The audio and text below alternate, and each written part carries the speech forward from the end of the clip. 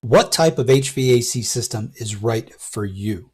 We're going to be talking about that today, whether a straight cool, a split system, a heat pump, a furnace, an electric heat strip, a hybrid system, whatever it is. We're going to be talking about the things that you should consider when selecting one of these types of systems. We're going to talk a little bit about what each one does, how it functions, and what the pluses and negatives are of each one so that you can make the right decision.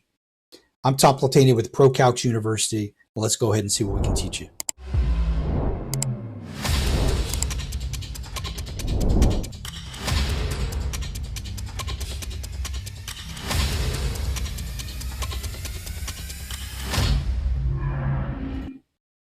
All right, I'm Tom Platania with ProCalcs University.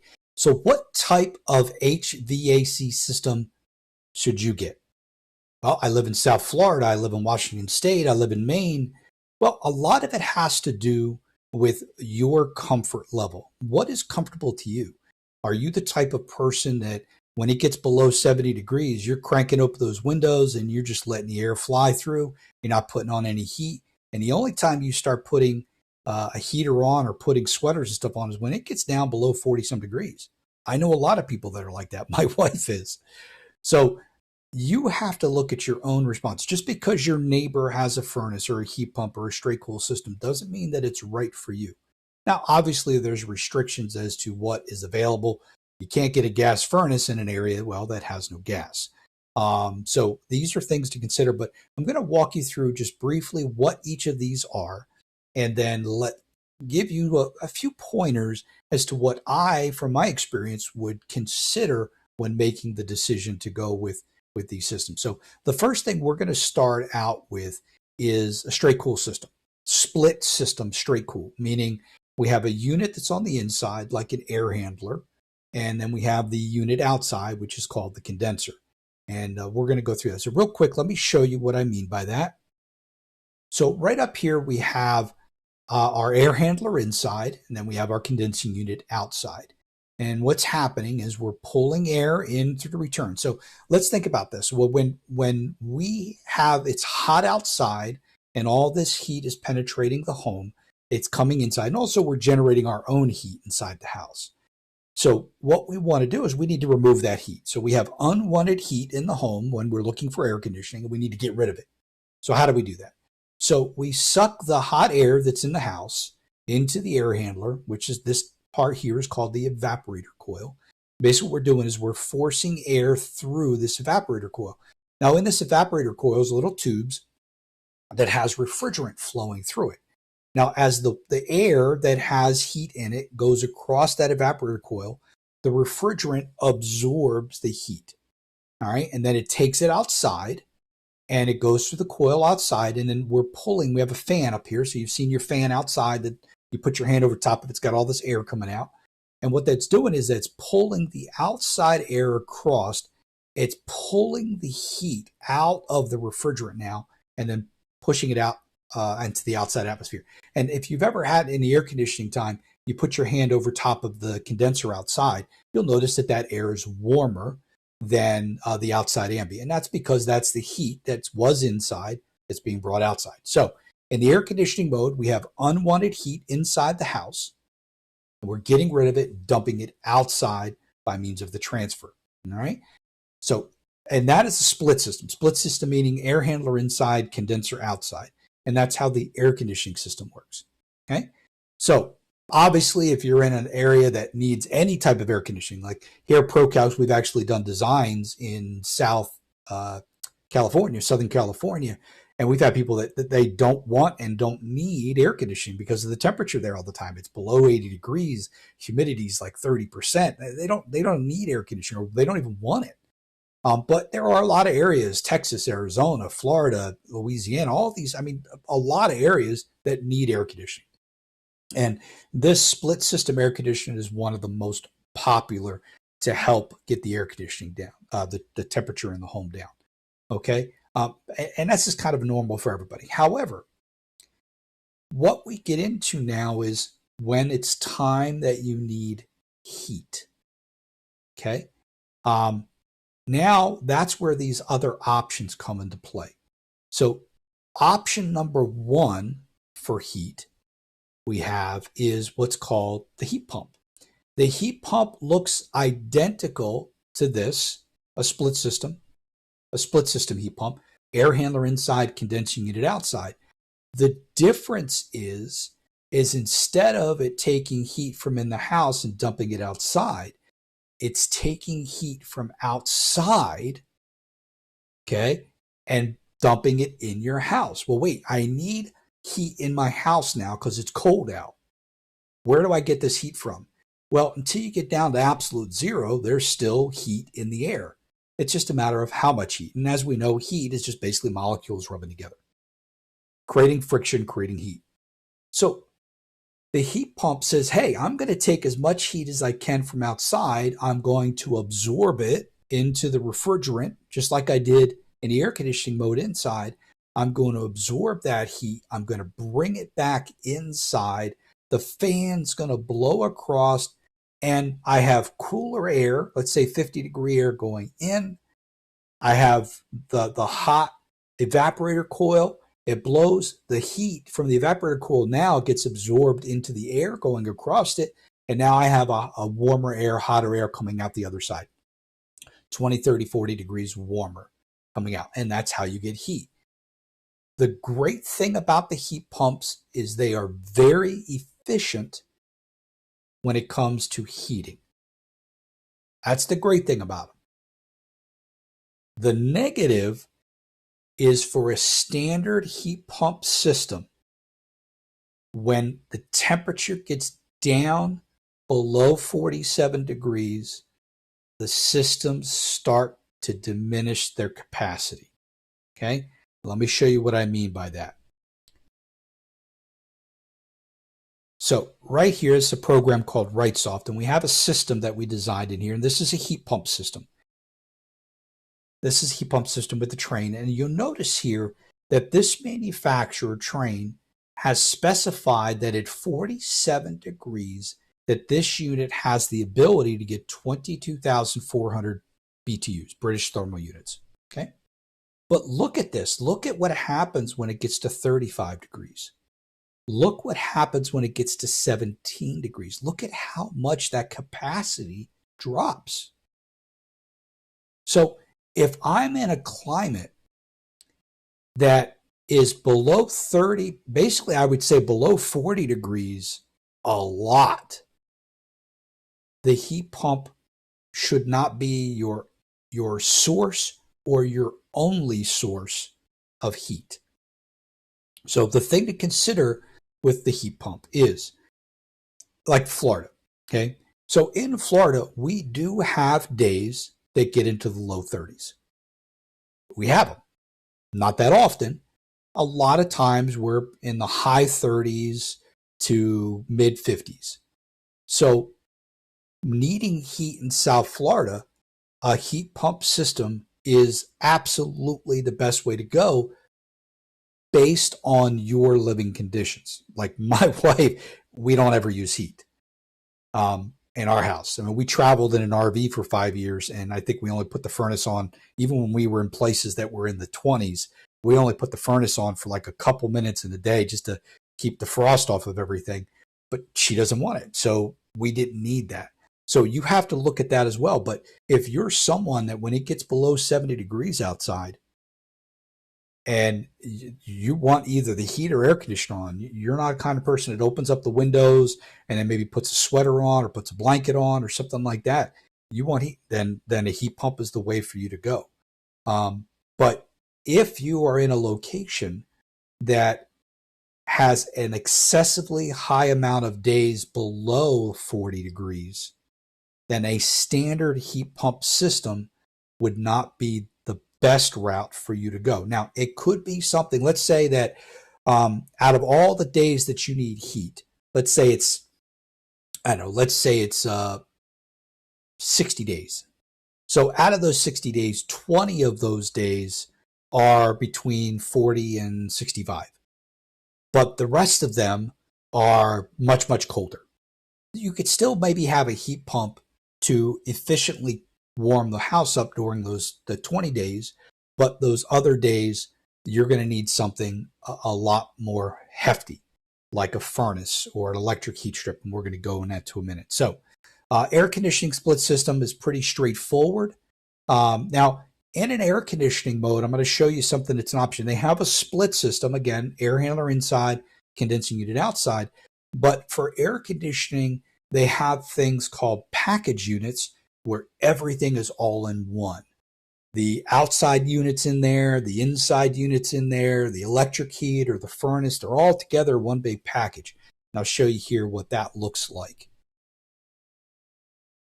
So if we go here, here's our package unit right here. So this is a package unit. So here's that fan that we were talking that's outside that's pushing that air up. You put your hand over top of that, you're going to feel warmer air. Here is the outside condenser coil. Here's the fan that's part of the air handler. Remember, we talked about the air handler inside. So here's that fan, right? Here's the condenser coil that's right here, okay? And then here's our compressor that's typically on the outside condenser. And then here, back inside, that's the evaporator coil that would typically on a split system be inside. But because it's a package unit, they're able to put everything together. The air handler, the condenser, the compressor, the fan, everything is in there. Now, those are typically used manufactured homes, some older style homes. And believe it or not, I see them in a lot of houses in like Arizona where they put them up on the roofs, which I have no idea why they do that. Arizona, one of the hottest places in the United States, and they put the air conditioners on the roof. Okay. I don't know. That's a topic for another conversation, but so that's a package unit. So when you say split system, we're talking about unit inside, unit outside. Package unit puts it all together in one. Now, these will not be inside. They will typically always be outside on the ground, on stilts, on the roof, or something like that. And these are probably the biggest thing for commercial application. Package units are one of the biggest things used in commercial applications. So when we go back and, when I talked about the heat pump, basically in the air conditioning mode, the refrigerant's flowing this way. We're taking heat from inside, we're dumping it outside. In the heat pump mode, we're taking heat from outside and we're dumping it inside. And basically we're just reversing the flow of refrigerant. The air handler is always the same. The only difference is the outside unit changes, and it's just got this little device. It's called a reversing valve. And all that valve does is shift to the left or the right to reverse the flow of refrigerant for it to turn into a heat pump. That's the only difference. And there's some other little electrical components inside the heat pump, defrost mechanisms and things of that nature. But in theory, they're about the same, just the difference. Taking heat from outside, bringing it inside, taking heat from outside, bringing it inside, back and forth, inside out. So it just depends on what. And whatever the most efficient way for you. Now, when we're considering if heat pump is the right way to go, obviously, if your electricity is fairly reasonable, a heat pump system is a good way to go to help heat the home. Now, let's say like in South Florida, even though we have a heat pump to heat the house, what if something happened to that heater, that heat pump system? So it's a smart thing to have what's called emergency heat or backup heat. And what that is in the air handler, let me show you a picture of this here. So in the air handler, here's a picture of an air handler. Here's your evaporator coil where the air is going through. Here's your fan that's pulling the air through. Now, most manufacturers have the fan above the evaporator coil, like you see here. However, there are some manufacturers, mainly Trane, that have come out with a new type of air handler where the blower is at the bottom and the evaporator coil is at the top. And we're going to have another video that talks more about that because that's a lot more than what we want to go into today. So, but right up here, if we need heat, now even if this was a heat pump system, everything that you see here would look identical. But if something were to happen to the heat pump where it stopped working, or remember I talked about when we get down below 40 degrees, the capacity of that heat pump system diminishes. You saw that. We need to have something to help supplement that heat to still give us enough heat to keep us warm when it gets below those temperatures. And that's what goes up in here, and that is an electric heat strip. Looks just like this. Look like a toaster, doesn't it? Same exact thing. So power goes into this. These coils restrict the power going through it, create these coils to heat up just like your toaster because of resistance. The air blows across that, and we have added heat to the air, and now the air coming out the other side of the air handler is warmer. Okay, so we're not adding cold to anything. We're removing heat or adding heat. So in the air conditioning mode, we're removing heat so that the air on the other side is cooler. In the heating mode, we're adding heat so that the cold air is warmer on the other side.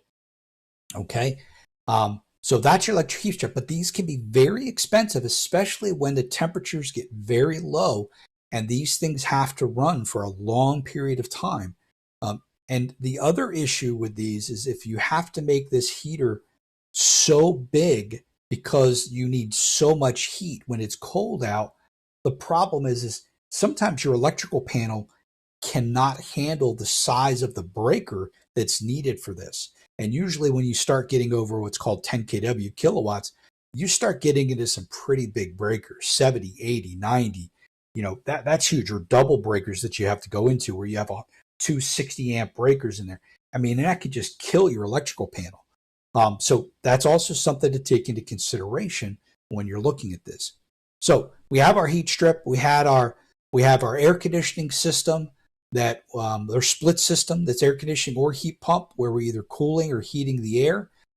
We talked about our air handler with the electrical coil, electric heater at the top. We talked about the package unit. Now let's talk about a different way to heat your home. So besides the heat pump and electric heat strip, we're going to talk about the furnace. So let's go here to this screen right here. So you can see here, this is a coil. I'm going to show you that in just a minute. This is the air conditioner. This is like the evaporator coil in the air handler. Not like it is. It's the evaporator coil. But because this is a furnace, meaning we're using gas and fire to heat these, put heat into these exchangers here. Here's where the fire tubes are. And that blows heat into here. The air blows across these and then goes into the supply duct.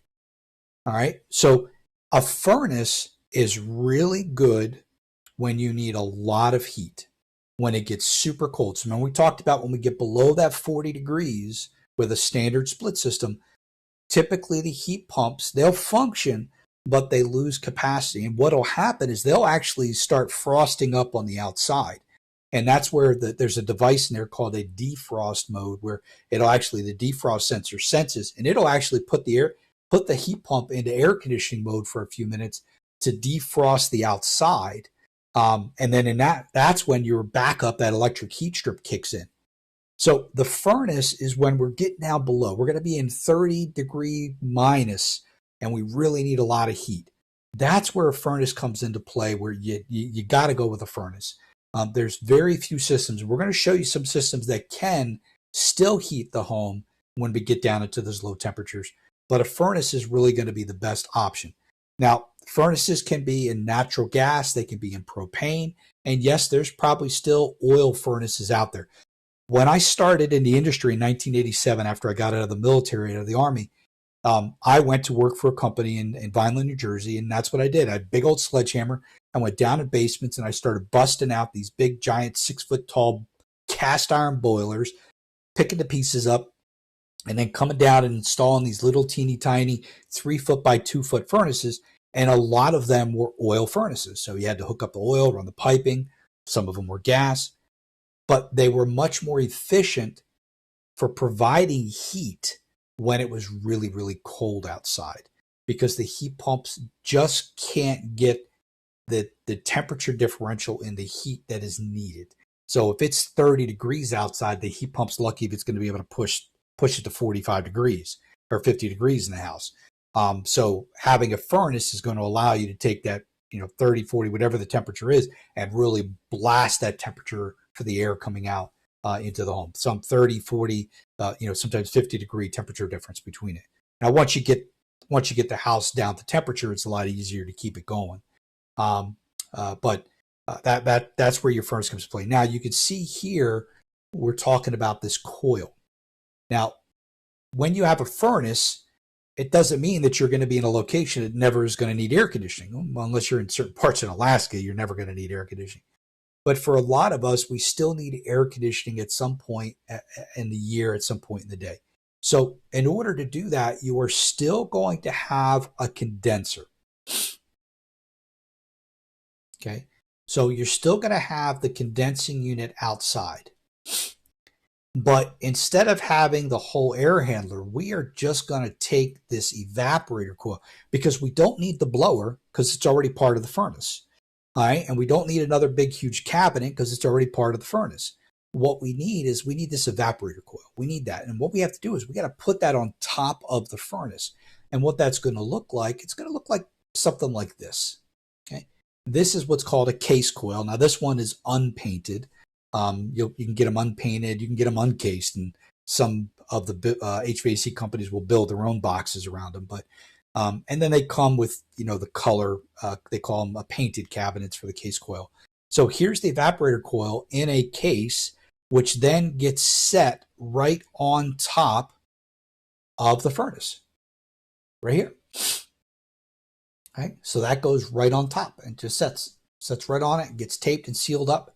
And that's where then you get your air conditioning with the furnace. So still, this is a split system, unit inside, unit outside. It gives us the extra heat that we need. Now, you could still have, remember I said the inside unit doesn't change. The outside unit changes if you have a heat pump. So they call these hybrid systems. And what this would be is you would have a split air conditioning system. So you have your coil right here, right? Show your coil right here. There's your coil that would go outside to the condenser. That would be a heat pump condenser. So when we're 40 to 60 degrees outside, we do not need the furnace. We can run the heat pump system, very efficient, to heat the house. Then, when the temperature drops below the 40 into the 30s and negatives and whatnot, then we can use our furnace to then heat the home in the much, much colder temperatures. Now, when air conditioning comes into play, temperatures get up in the 80s. We need to start running the air conditioning system. The furnace doesn't run. The fan on the furnace runs, just like with the air handler, but none of the heating options will function. Condenser outside comes on, just like a regular air conditioning system. The evaporator coil absorbs the heat from the home, and the temperature coming out the other side is about 18 to 20 degrees difference. Now, you can go to theprocalcsstore.com, and we actually have some great tools for homeowners, like a little thermostat thermometer that you can stick in your supply and return. So if you were to stick your thermometer in here in the air conditioning mode, and then you could stick your thermometer over here, you want to be between 18 to 20 degrees difference.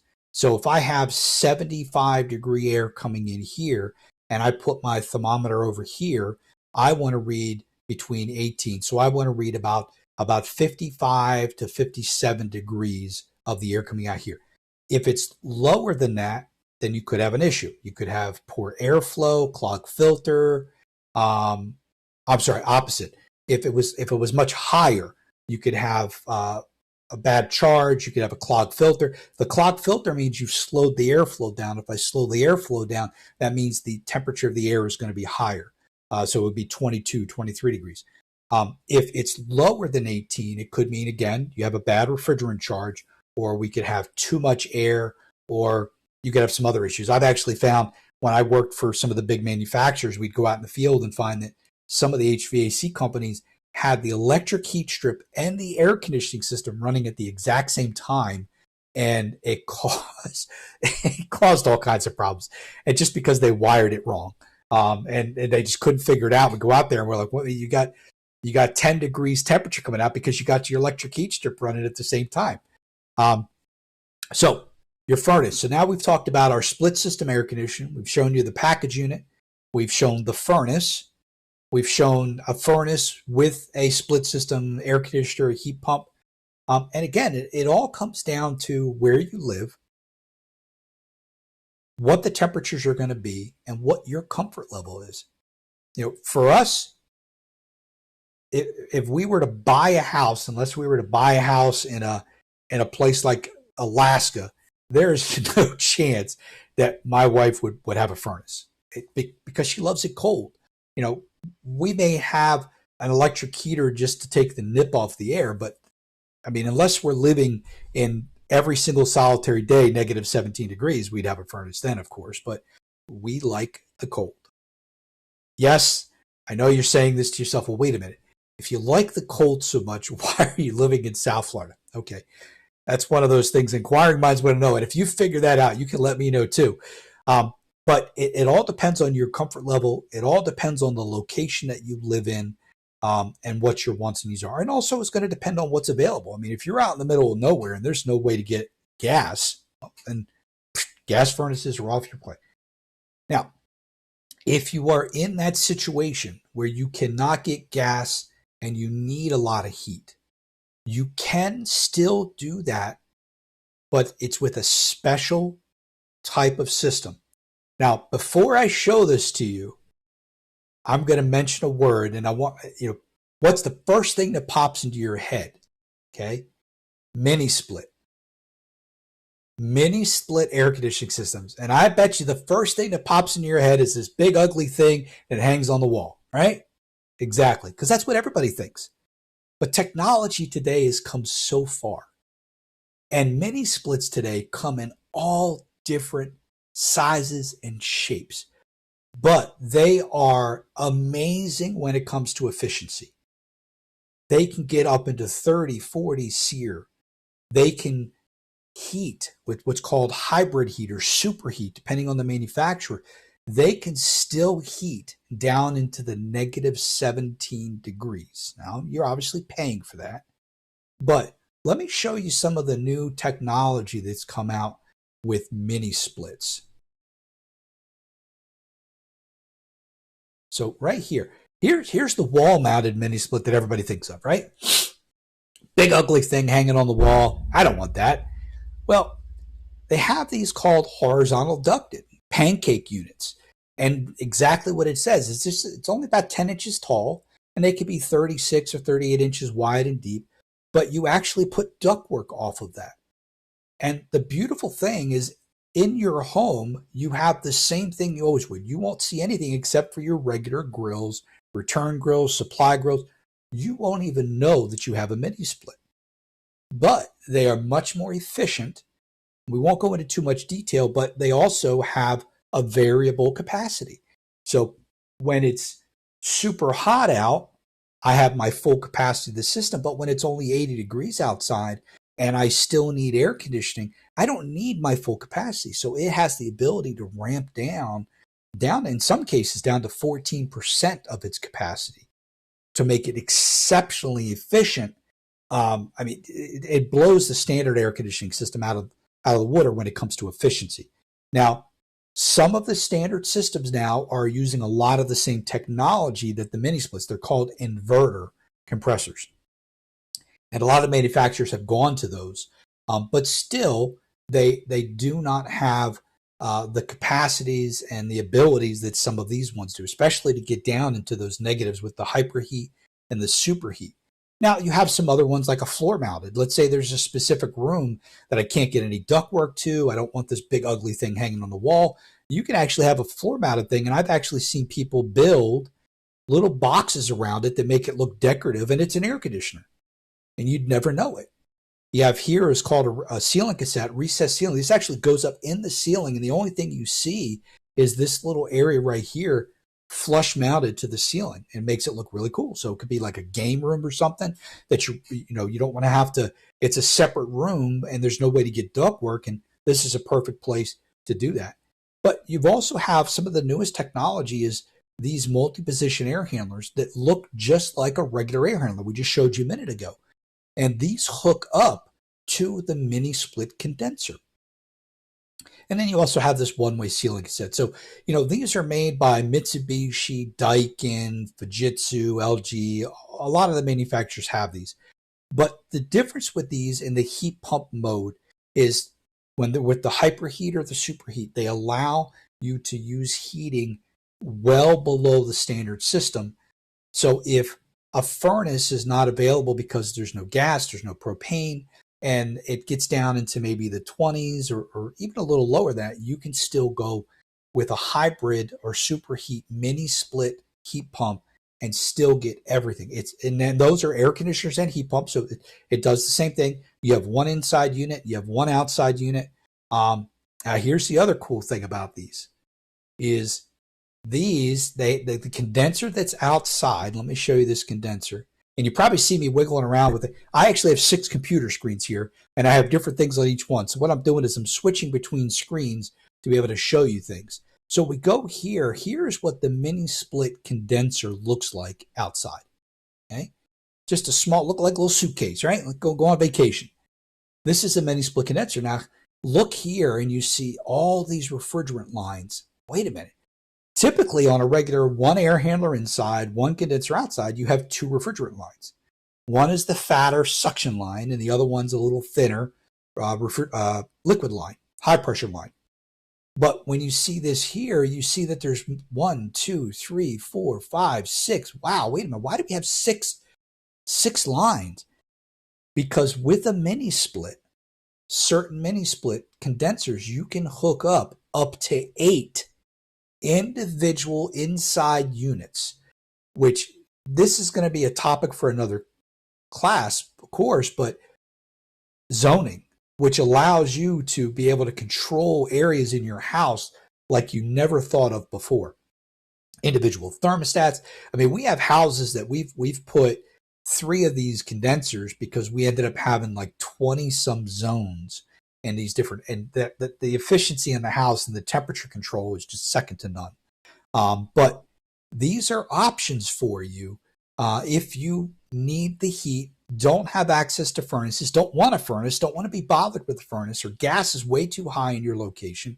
And now with everything that's going on with these fossil fuels, their prices are going to start going through the roof. So you have to look at these alternatives as to what is best for you. All right. So we've covered all the things. Let me make sure that I covered everything and that I'm not missing anything. We talked about heat pumps. We talked about split systems. We talked about the furnaces, the case coils, the package units. One more time, let me just go back to this package unit I want to show you. Now here, I can tell this is a train unit. You don't even see the name on it. At least to me, it looks like a train unit. And it's because of this fan, the blower here. It's a composite. Train came out with, it's called Vortica, and it's a really cool looking shape, but it really increases the capacity. But here you see we have our compressor, our fan coil, and you see here's the heat exchanger because this is a furnace. So this is a package unit that has air conditioning and has a furnace outside. Okay. So they have their heat. So this could be one that could be in a colder climate that needs that. And they have these. They have them where they're heat pumps with furnaces. They have them straight cool. So a lot of different options that you have. And if you go to any one of your manufacturer's websites, whether it's Trane or Carrier or Goodman or Lennox, you will be able to go on there and just type that in, Lennox air conditioning, Trane air conditioner, Trane heat pump, and you'll be able to see all the different options that they have available to show you the efficiency ratings. And when we're talking about efficiencies, don't forget to check out our podcast at ProCalcsUniversity.com. We did a podcast on this, and I also did a podcast on the new changes coming up called SEER 2, HSPF 2, and EER 2. As of January 1st, 2023, all of that is changing. So if you're going to be replacing your air conditioning system or building your house or whatnot, you need to go to that video or that podcast. We actually have a video out there as well on our ProCalcs University website. ProCalcs University YouTube channel. But go to ProCalcsUniversity.com. You can listen to the podcast, or you go to ProCalcs University. Obviously, you're watching the video here, and look for the video. You'll see a SEER 2 video that we posted that we talked about stuff. to really help you. So we're going to be bringing a lot more of these videos. We're going to be talking about our next video that we're doing that goes along with our podcast that's coming out next Wednesday is going to be on hot and cold spots. And we're going to be talking a lot about the hot and cold spots for you so that you understand. You can see here, this is my setup that you see here. So I was going back and forth between all the screens, and I have pictures and stuff posted on. But we're going to be talking about hot and cold spots, and I'm going to be showing you on some of our designs and talking a little bit about that is probably one of the biggest issues that we have out there in the industry is rooms that are hotter or colder than others. So if you have that problem in your house, stay tuned to our next video at ProCalcs University. Everybody have an absolute blessed day, and we'll see you in the next video.